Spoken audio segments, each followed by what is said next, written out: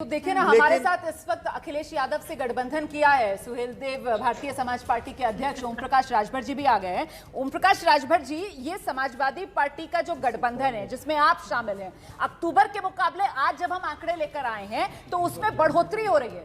ये आप ही लोगों का असर है क्या? इसको आप अपना चमत्कार मान रहे हैं क्या? नहीं, देखिए, उत्तर प्रदेश की जनता बदलाव चाहती है।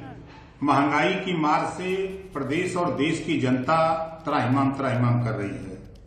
आप उत्तर प्रदेश सहित पूरे देश की जनता जातिवार जनगणना चाहती है। 1931 के बाद 90 साल हो गया, जबकि बाबा साहब डॉक्टर अम्बेडकर ने संविधान में व्यवस्था दिया कि हर 10 साल पे जातिवार जनगणना होनी चाहिए, लेकिन जो भी सरकारें बनी उन लोगों ने ये काम नहीं कराया।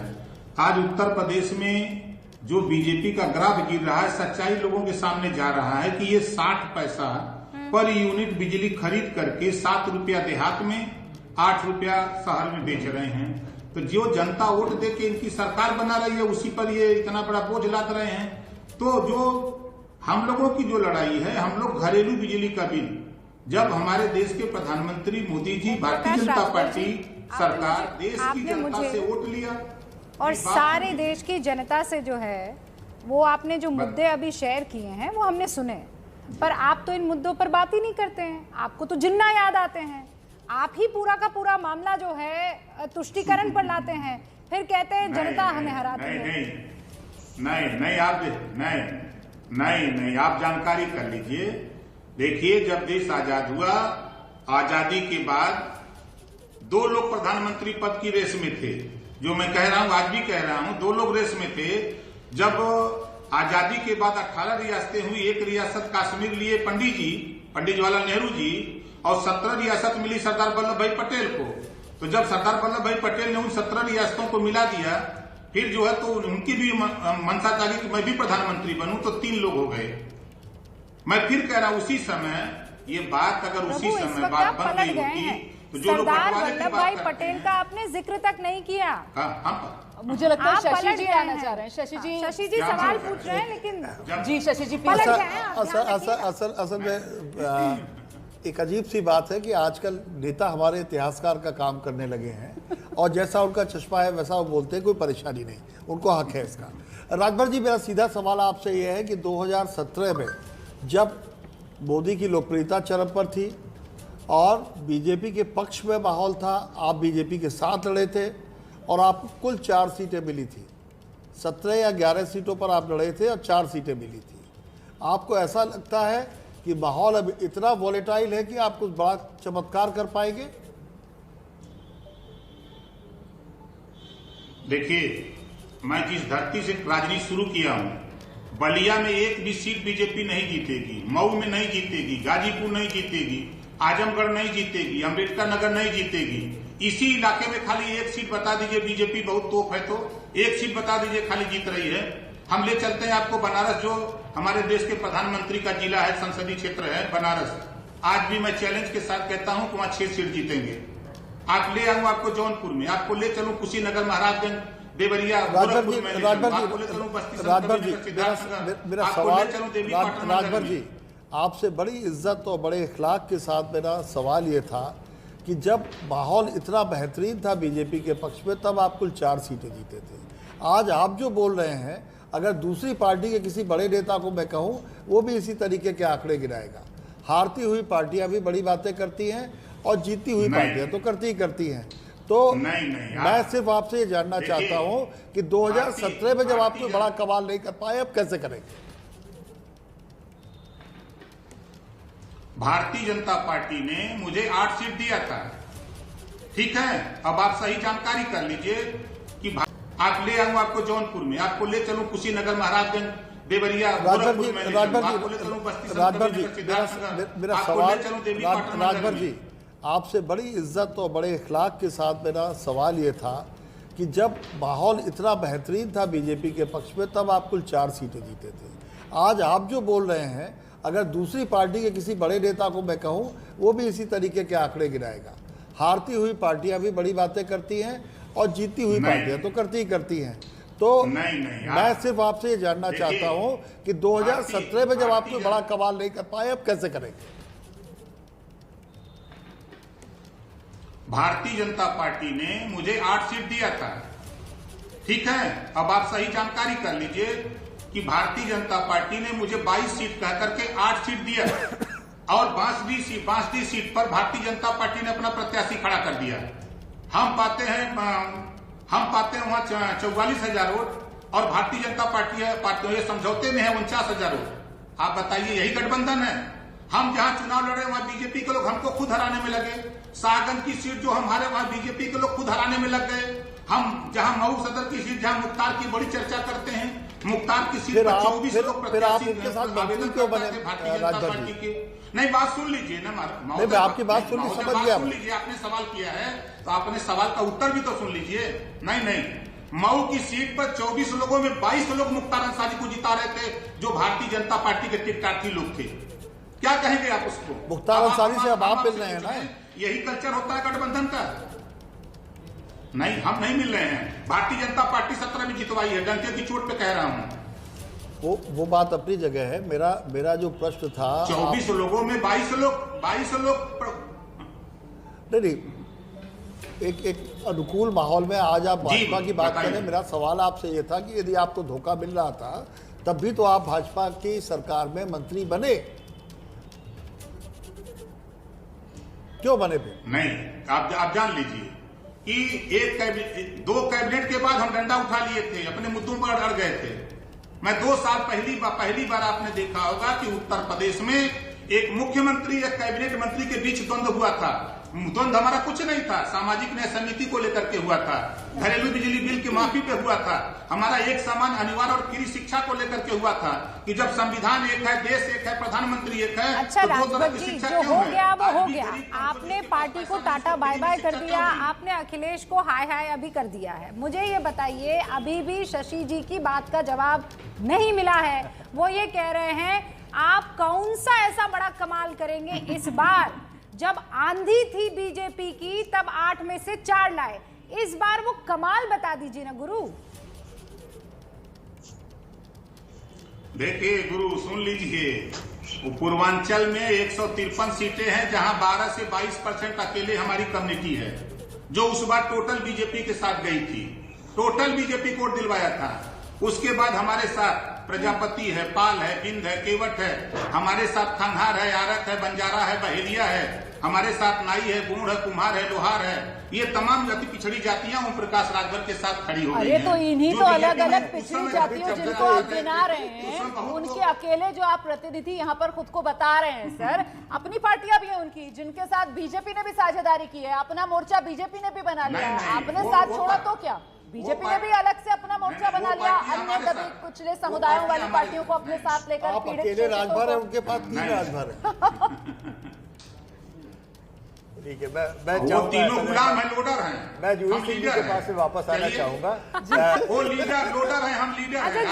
अच्छा जूही जी इस वक्त आपकी वकालत करेंगे, ये बात पक्की है क्योंकि अब आप दोनों साथी हैं। मेरा एक सवाल आपसे है कि राजभर जी की शिकायत है कि उनको वोट ट्रांसफर नहीं हुआ, क्या यादव वोट ट्रांसफर होगा राजभरों को पूर्वांचल में? 100% हुआ है, होगा। मैं आपको आश्चर्य बता दूं। नहीं अरे सर मैं आपको आश्चर्य बता दूं। जी सर, मैं ही बोल रही हूँ, आपकी बात बोल रही हूँ। हमारी बात सुनने राजभर जी, आपकी सहयोगी पार्टी अखिलेश यादव की पार्टी की प्रतिनिधि है, समाजवादी पार्टी की प्रवक्ता है, उनको सुन लीजिए जरा, आपकी साथी हैं। आइए जूही जी, वो जो फॉर्मूला आप नहीं बता पा रहे हैं वो जूही जी बताएंगी, हम ये उम्मीद कर रहे हैं। हाँ जूही जी, द फॉर्मूला। नहीं मैं बता रहा हूँ, सुनिए ना, बतिया सुन नहीं रहे हैं।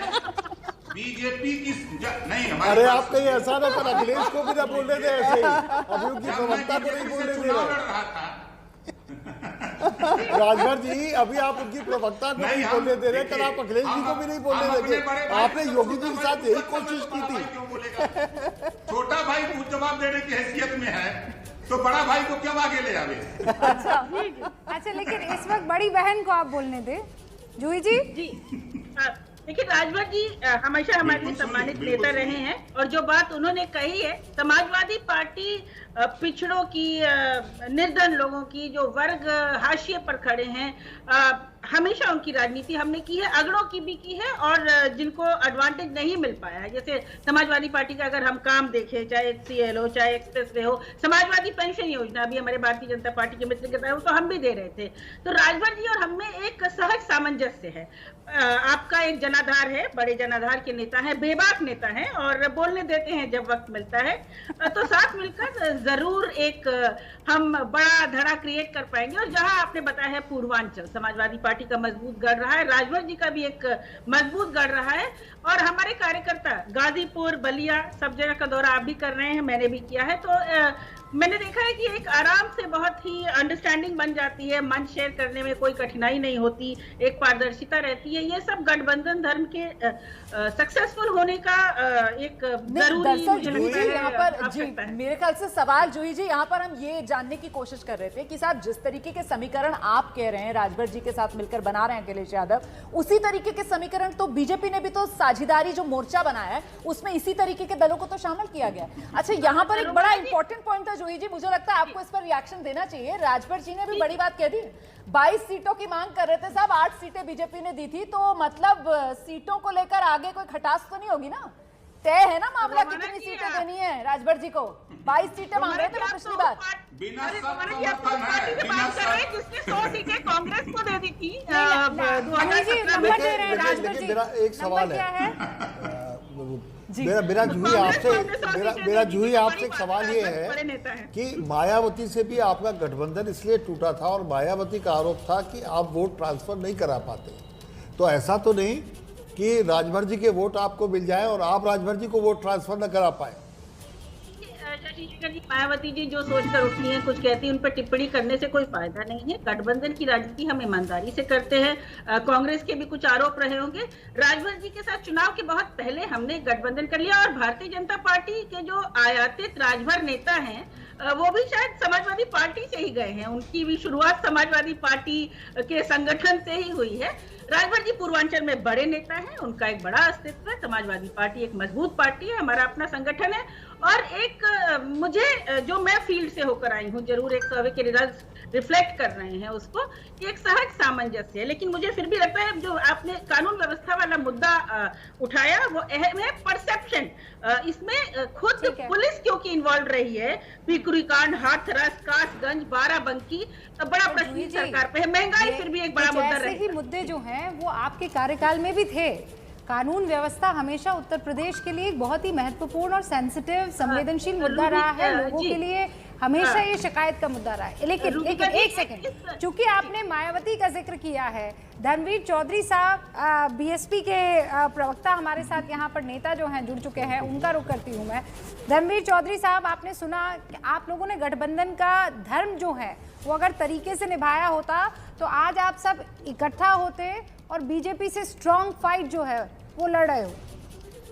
में सबसे बड़े दल के तौर पर बीजेपी की वापसी होते हुए 213 से 221 सीटें बीजेपी के खाते में जाती हुई नजर आ रही हैं, और बीजेपी को अगर कोई टक्कर दे पा रहा है उत्तर प्रदेश में तो वो समाजवादी पार्टी गठबंधन, 152 से 160 सीटें, लेकिन बीजेपी से बहुत पीछे। हाँ, बड़ी बात यह जरूर है कि 2017 के मुकाबले अभी के इन आंकड़ों को अगर देखा जाए तो फिर बीजेपी को करीब 100 सीटों का नुकसान 2017 के मुकाबले, और उतना ही फायदा समाजवादी पार्टी गठबंधन को करीब करीब होता हुआ नजर आ रहा है। तमाम खास मेहमान हमारे साथ बने हुए हैं लगातार, और आगे बढ़े उससे पहले शशि जी यशवंत से सवाल पूछना चाह रहे हैं। भाई यशवंत, मैं डेविल्स एडवोकेट का काम करूंगा जी।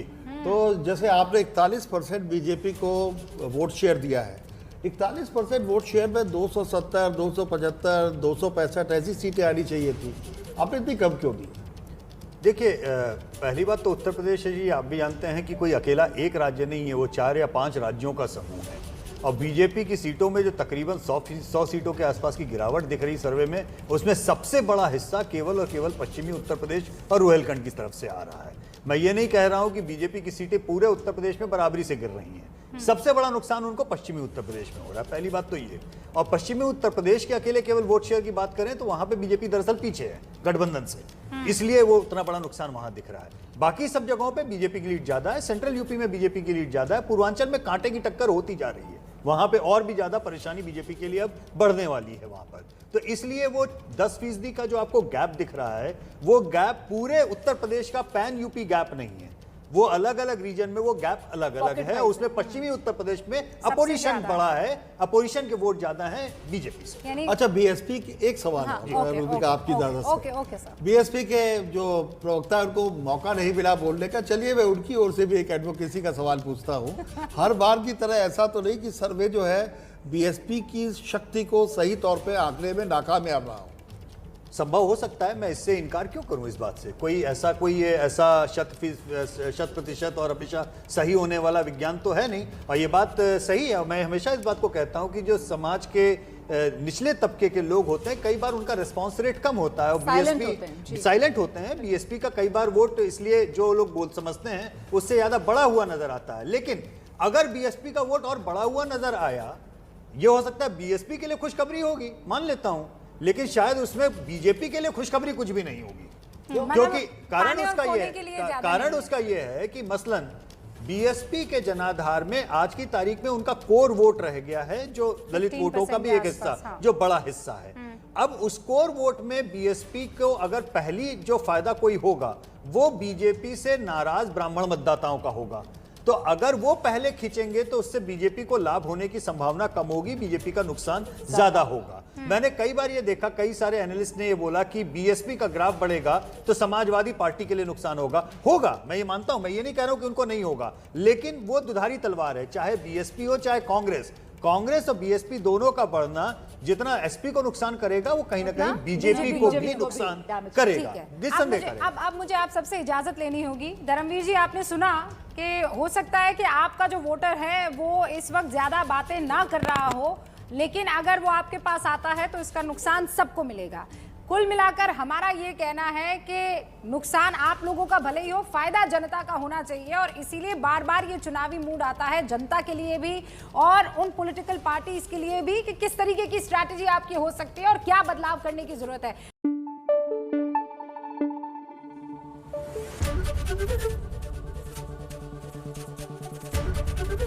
एबीपी न्यूज आपको रखे आगे।